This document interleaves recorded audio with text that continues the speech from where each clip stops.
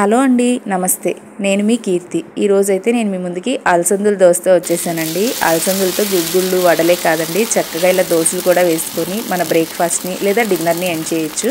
So ఈ దోశలు ఎలా వేసుకోవాలని సరే చూపించేస్తానండి. ముందుగా ఇందుకోసం 1 కప్పు అలసందులు తీసుకుంటే ఒక అరకప్పు బియ్యం తీసుకోవాలి. నేనైతే ఇక్కడ బ్రౌన్ రైస్ తీసుకున్నాను, మామూలు రైస్ అయినా తీసుకోవచ్చు. అలసందులు కూడా ఎర్రవైనా తీసుకోవచ్చు అండి. ఇవి 2 సార్లు శుభ్రంగా కడిగేసి మూడోసారి మంచినీళ్ళు పోసి చక్కగా నానపెట్టుకోవాలి. మంచినీళ్ళు పోసుకుంటే బెటర్ అండి, ఎందుకంటే అలసందులు నీళ్ళన్నీ కూడా పీల్చుకుంటాయి. అందుకని నేనైతే ఇక్కడ మంచినీళ్ళు కొంచెం ఎక్కువగా పోసి నానపెట్టుకోవాలండి, లేదంటే అలసందులు నీళ్ళన్నీ పీల్చేసుకొని మనకు నీళ్లు లేకుండా పోతాయి. అందుకని నైట్ టైం కొంచెం నీళ్లు ఎక్కువగా పోసుకొని నానపెట్టేసి పక్కన పెట్టేసుకోవాలి. ముందు రోజు రాత్రి ఇలా చేసుకొని పక్క రోజు పొద్దున్నే మనము ఇవన్నీ కూడా మిక్సీకి వేసుకోవాలండి.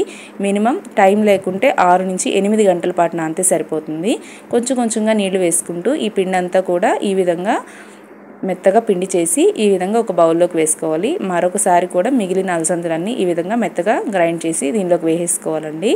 పిండి కన్సిస్టెన్సీ అయితే మరీ చిక్కగా ఉండకూడదు, మరీ పలుచగా ఉండకూడదండి. ఫైనల్గా కొన్ని వాటర్ మిక్సీ జార్లో వేసుకొని ఈ విధంగా వేసుకోవాలి. ఇందులోనే సరిపడిన ఉప్పు వేసుకొని పిండి అంతా కూడా ఒకసారి కలిసేలాగా కలుపుకోవాలి. వాటర్ అయితే ఎక్కువ యాడ్ చేసుకోకూడదండి, ఎందుకంటే పిండి కన్సిస్టెన్సీ చూడండి ఈ విధంగా ఉండాలి.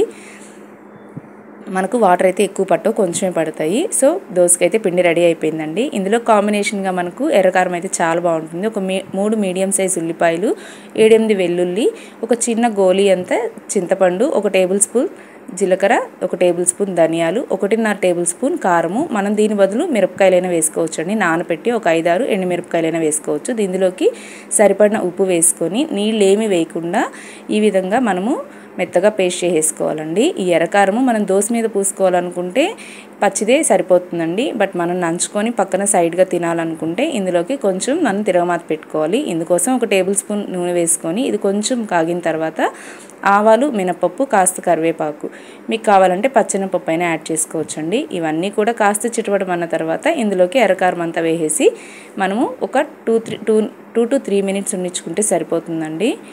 ఎర్రకారం అయితే రెడీ అయిపోయింది. ఈ దోశలోకి ఇదైతే చాలా బెస్ట్ కాంబినేషన్ అండి.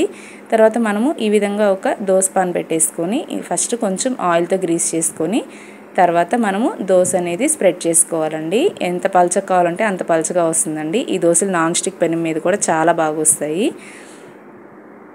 దోశలు అయితే చాలా క్రిస్పీగా ఉంటాయండి. ఇందులో కొంచెం సోడా ఉప్పు వేసుకున్నామంటే పిల్లలైతే చాలా టేస్టీగా ఈజీగా కూడా తినేస్తారు. నేనైతే ఇక్కడ వేయలేదండి, మీకు కావాలనుకుంటే ఒక 1/2 టేబుల్ స్పూన్ సోడా ఉప్పు అయినా వేసుకోవచ్చు.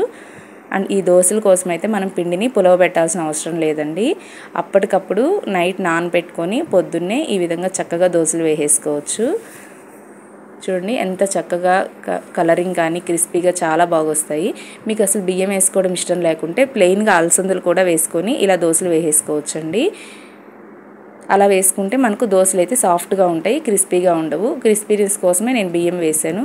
మీకు అసలు బియ్యంతో యూజ్ చేయకుండా డయాబెటీస్ ఏదైనా ప్రాబ్లం ఉంటే డైరెక్ట్గా మనము అలసందులతో కూడా దోశ వేసేసుకోవచ్చు. నేనైతే మరొక కారం దోశ కూడా వేసి చూపిస్తున్నానండి. దోశ వేసి పైన లైట్గా కారం స్ప్రెడ్ చేసి పైన లైట్గా సన్నగా కట్ చేసుకున్న ఉల్లిపాయలని వేసుకుంటే ఈ దోశలు అయితే చాలా టేస్టీగా ఉంటాయండి. సో మీరు కూడా ఈ రెసిపీని తప్పకుండా ఒకసారి ట్రై చేయండి. మీకు ఎలా వచ్చిందో నాకైతే కమెంట్ ద్వారా తెలియజేయండి. మీకు ఈ రెసిపీ నచ్చినట్లయితే మీ ఫ్రెండ్స్కి, ఫ్యామిలీకి కూడా తప్పకుండా షేర్ చేయండి. వీడియో నచ్చితే లైక్ చేయండి, ఛానల్ని కూడా సబ్స్క్రైబ్ చేసుకోండి. థ్యాంక్స్ అండి. Thanks for watching.